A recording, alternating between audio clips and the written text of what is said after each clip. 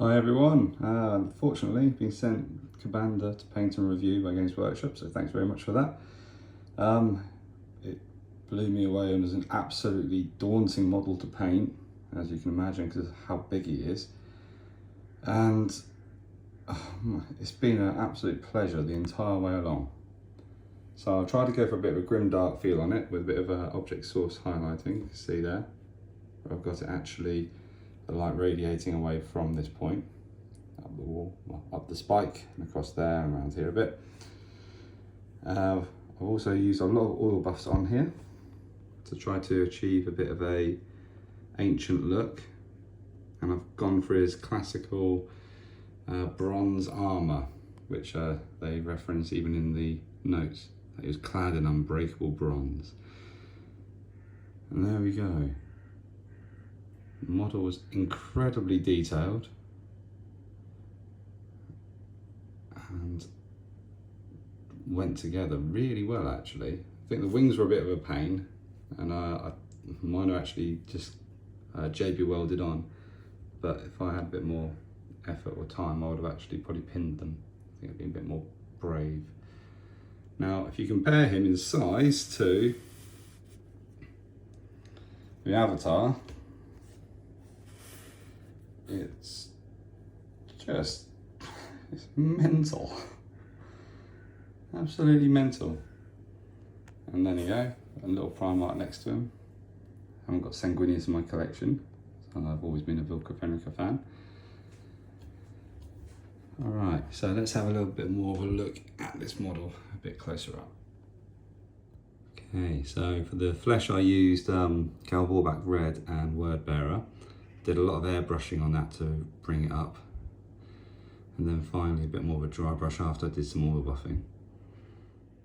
The armour panels, I wanted to go for obviously an unbreakable bronze, so I went through my collection of bronzes to find suitable ones. I can't remember the names of them actually off the top of my head now, but then as you can see I added a bit of gold trim to them to break them up a bit, and after that I put the oil buff all over it, which is a combination of Winsor Newton Black and Burnt Umbra, obviously with a lot of odourless white spirits, to get that nice little decayed and grim look.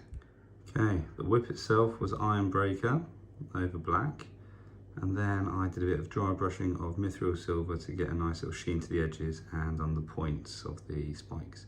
I then sponged a lot of gore on, as you can see, because obviously he loves blood.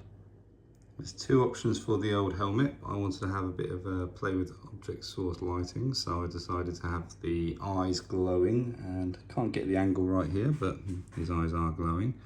Now if you're very careful you probably could just magnetize the horns themselves and have these drop in and out. So yeah, very good there. The base itself, I didn't like the fact there's one big mound here, so I decided to add a bit of cork to break it up and make it look like it was a bit of ruin. So I corked it up and added a few different bits, so it sort of leveled out the actual base. It's really nice now. There we go. And also, a bit of a tip, I actually used, pick him up, oh, it's terrifying. I used bolts. Drilled straight through into the legs and the what's it called, the scenery part, just so it didn't fall off, because I used JB Weld at first, but as soon as you start messing around with the model itself, and the leg starts breaking off from the actual base, even with the JB Weld, so I thought, best thing to do is just go straight in with some screws, which worked nicely. I airbrushed the wings up through lots of different layers, and then did some little edge highlighting along the veins themselves. See if we can see it there. There we go. Just to define them that little bit more. Didn't want just to rely on pinks and stuff. That was nice. Yeah, the Blood Angel himself was quite easy to paint. I did, I think it was grey cere, and then just used the actual contrast paint before sealing it a few times and covering it in the oil buff. Yeah, and it got to the point where I was thinking to myself, oh my God, these are so easy to paint. I'd be quite tempted to actually do more of them because it looks really effective. So there he is, Commander, the General of Signus. I haven't got Sanguinius, but I've got Lehman there, and compare him in size, once again, it just makes Lehman look like a standard Space Marine. So yeah, Commander is a massive centerpiece model, and I think he's almost like a must-have for any Demons of the Runestorm army out there, because it's just breathtaking. He's one of the fun, he probably has been one of the funnest models I've ever had to paint as well, because he's just constantly poring over the details and taking him in.